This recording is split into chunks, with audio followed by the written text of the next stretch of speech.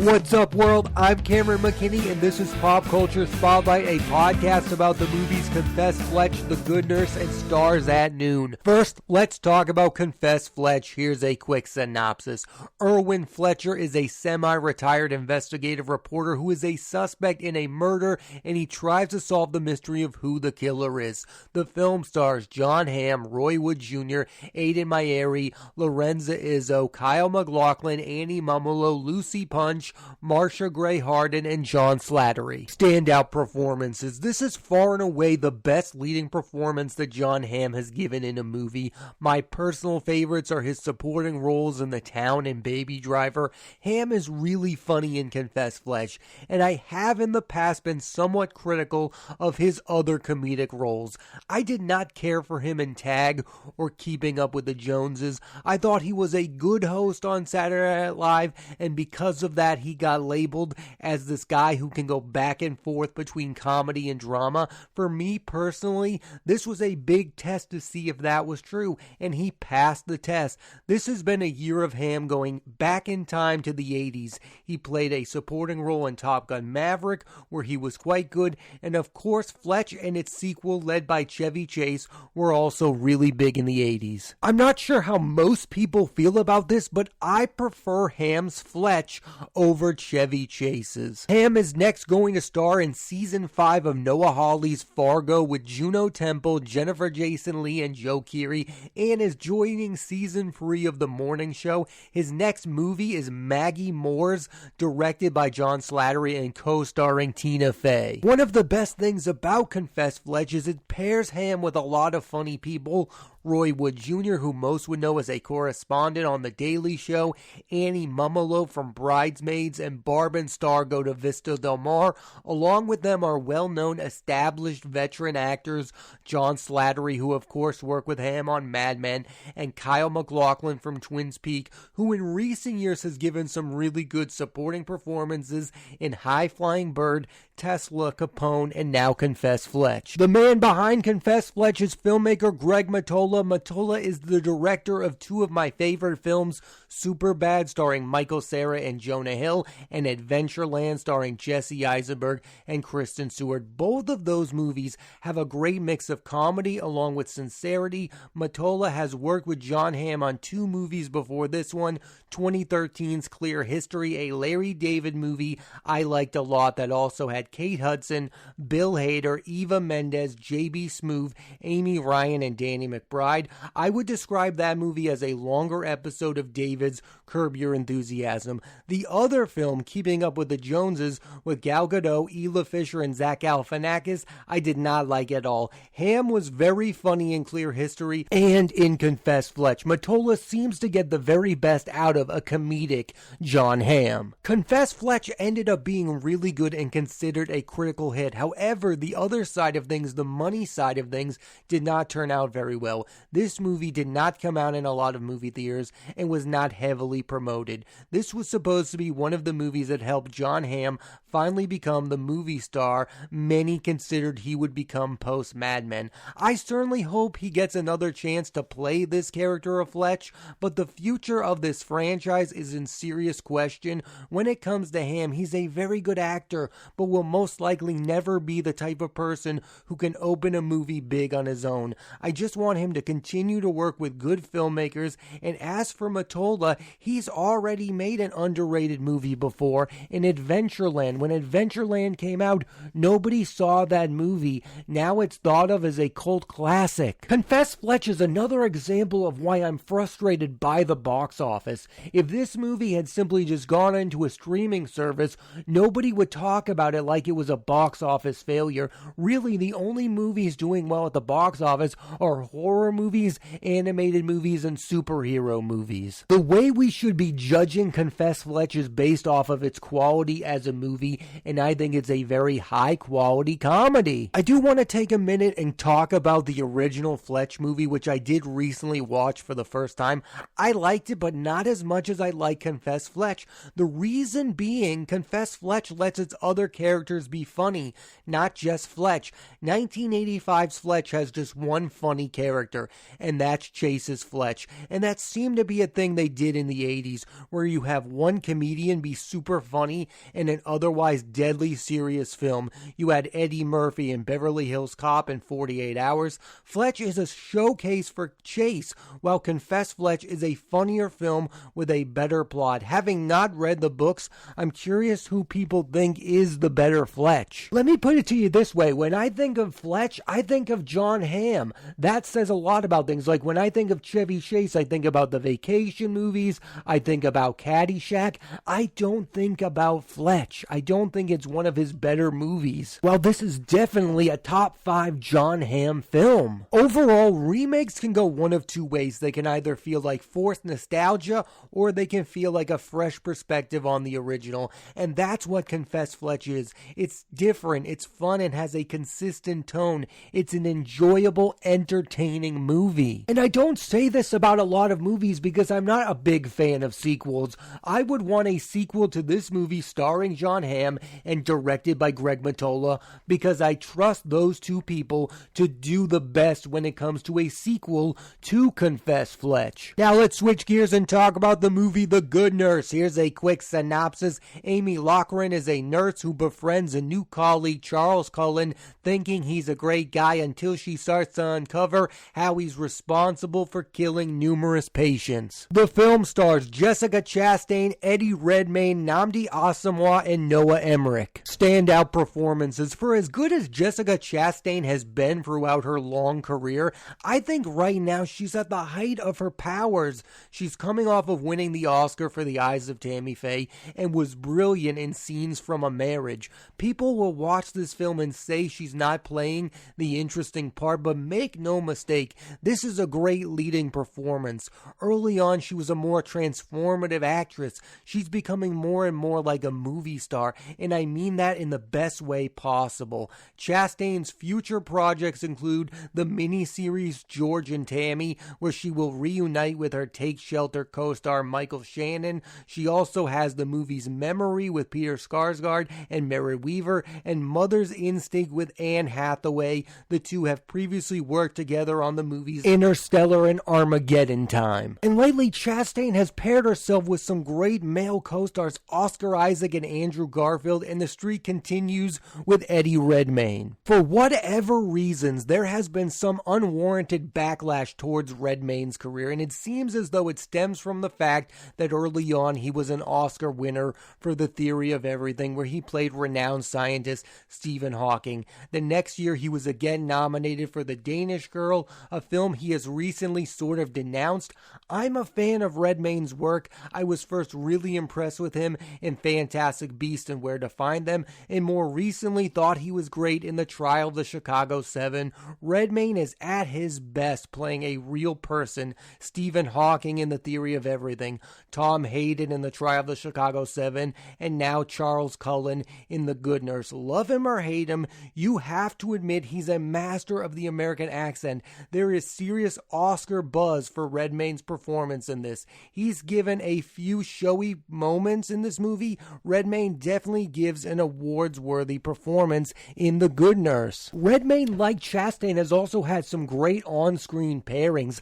I loved him with Felicity Jones in The Theory of Everything. I thought he was really good with Alicia Vikander in The Danish Girl, and now with Jessica Chastain, the two brought out the best in one another and had the two of their better performances in their career. There have been numerous examples when two great movie stars come together and it doesn't work for whatever reason, but this is an example of it working. Eddie Redmayne was brilliant in this movie. Jessica Chastain was brilliant in this movie. This movie really worked because of how good the two movie stars played off one another. It's weird to say in a movie like this, but their chemistry is pivotal because Chastain has to convince you that her character trusts Eddie Redmayne's character, so that by the time you realize who he really is, she's devastated by it. Same thing for Redmayne. You have to be convinced that he trusts her character. The director of The Good Nurse is Anders Lindholm, who was a co-writer of Another Round starring Mads Mikkelsen, and the screenplay was written by Christy Wilson Cairns, who has written the movies 1917 with Sam Mendes, Last Night in Soho with Edgar Wright, and now The Good Nurse. She's currently writing a new Star Wars movie with Taika Waititi. What's scary about the movie The Good Nurse is this is not a fictional story. This all really happened. A nurse, Charles Cullen, was quietly killing people, and hospitals after hospitals let him get away with it. We all want to believe people in healthcare are responsible and believe the patient is the most important thing.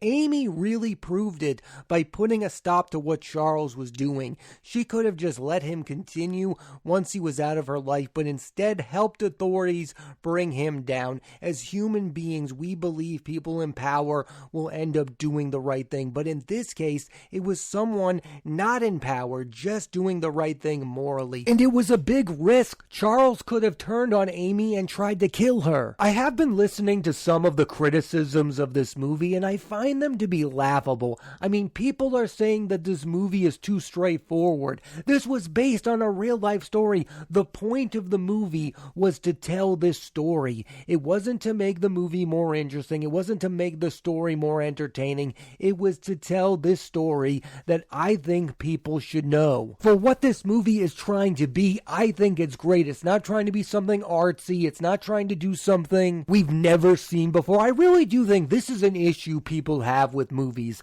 because there have been so many movies and we've all seen so many different kinds of movies that we all expect something to be so different than the last thing, and not every movie is attempting to do that. All this movie is attempting to do is to tell this story and how crazy bonkers it was, and it effectively does what it was trying to do. You shouldn't judge it against a movie that's trying to do different things. It's my belief that we should judge a movie based on what the movie was attempting to do, and this movie was attempting to tell this story, and it did so very effectively, in my opinion. It's like Confess Fletch was attempting to be funny. It was successful in that endeavor, so I look at that movie as a success, and I look at The Good Nurse as a success. Overall, my interest in The Good Nurse was due to Chastain and Redmayne, and they didn't let me down. They are two of the very best performers working today. I think it's a big deal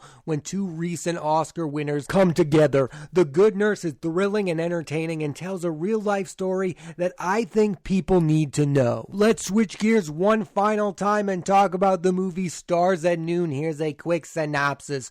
Trish, an American journalist, is having trouble leaving Nicaragua after writing some unflattering things about the country's leadership. While there, she meets David, a mysterious Englishman, and the two start a romance while on the run. The film stars Margaret Qualley, Joe Alwyn, Danny Ramirez, Benny Safdie, and John C. Reilly. Standout performances. This is the first movie that Margaret Qualley has been asked to carry, and she nails it. It's one of the best performances of the year so far. You could tell from seeing Maid, she's capable of playing complicated characters, but in this, she takes it to another level. She's playing a character in Trish who is lost and hopeless. She's also not the easiest person to root for, but Qualley forces you to feel empathy towards her. There are a few scenes where she's drunk. It's some of the best acting I've seen in a long time. Qualley has a lot of projects on the way. The movie Sanctuary with Christopher Abbott, The Substance with Demi Moore, and the next two movies from director Yorgos Lanthimos, Poor Things and both with Emma Stone. She's also been announced as one of the leads of Ethan Coen's first movie without his brother Joel. I think in the next few years, Margaret Qualley will be viewed as one of the biggest stars on the planet. Let's talk about Qualley's co-star in this, Joe Alwyn, whom I've seen recently in a lot of movies, beginning with The Favorite, which I liked him in. I thought he had really good chemistry with Emma Stone, then Mary Queen of Scots with Margot Robbie. I've also seen him play morally misguided characters in Boy Erased with Lucas Hedges and Operation Finale with Oscar Isaac. And this year, I've seen him give three very different performances in the movies The Souvenir Part 2, Catherine Called Birdie, and this film Stars at Noon. Alwyn is good in Stars at Noon. I will admit, though, I like him better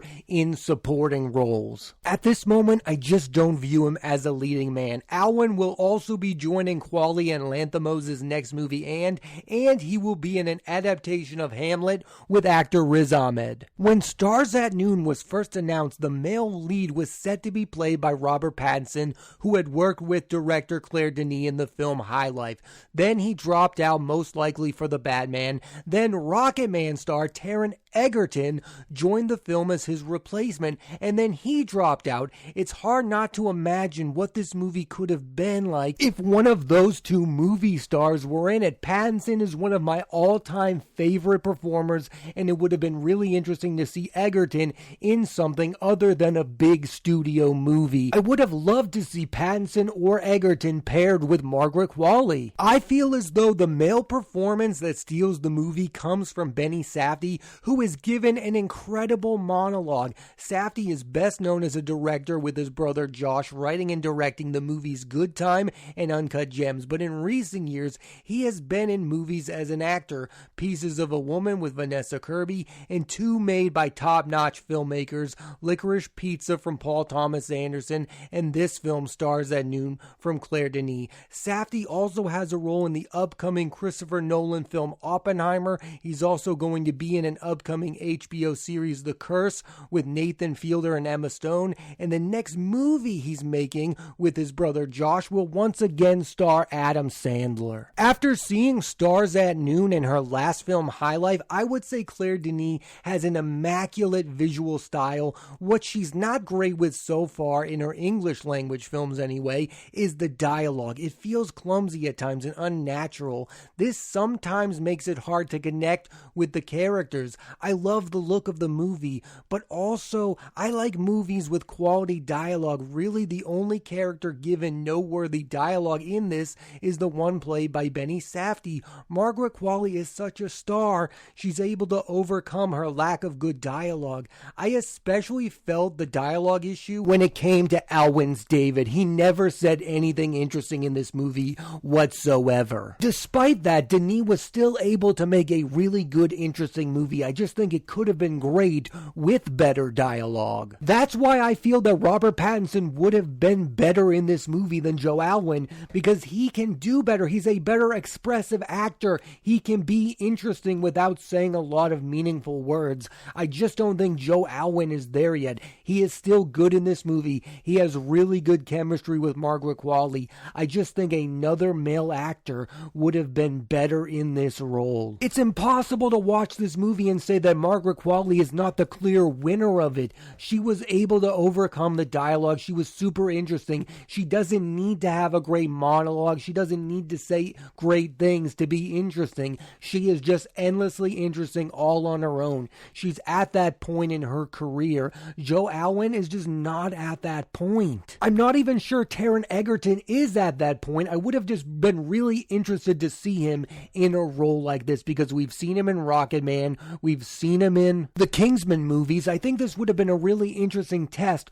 for an actor like that a lot of people view as a star. The movie itself is part romance, part political thriller. It's also a commentary on modern journalism. Overall, the things I liked most about Stars at Noon is the commanding leading performance from Margaret Qualley, the scene-stealing performance from Benny Safdie, and the cinematography. Stars at Noon is a very unique movie, and I mean that in the best way possible. I've heard people describe it as a slow burn, and I think it is in a way, but it's also really exciting because it's unpredictable. I think the unpredictability of it makes it entertaining and makes you interested in what exactly is going on. The movie does not tell you everything you need to know. You need to pay attention, and I think sometimes those are the best kind of movies, the ones that aren't simple. They're complicated, and Stars at Noon is a very complicated movie. And sometimes divisive reviews of a movie can be a very good thing. This movie has gotten mixed reviews. I know we all want to watch a movie that everyone loves, but I think the most interesting movies are the ones that some people love and some people just don't understand. I really like Stars at Noon. I'm one of the people who really admire this movie. I love the vibe of it. I love the look, and I absolutely love Margaret Qualley in it. Thanks for listening to this edition of Pop Culture Spotlight. I'm Cameron McKinney, and there'll be a new episode of the podcast every Thursday on Apple Podcasts, Podcasts and Spotify, and I highly recommend you check out the movies Confess Fletch, The Good Nurse, and Stars at Noon. Next week on the podcast, I'm talking about the career of actor Will Poulter and the movie Causeway starring Jennifer Lawrence and Brian Tyree Henry. So tune into that, and please rate, review, and subscribe.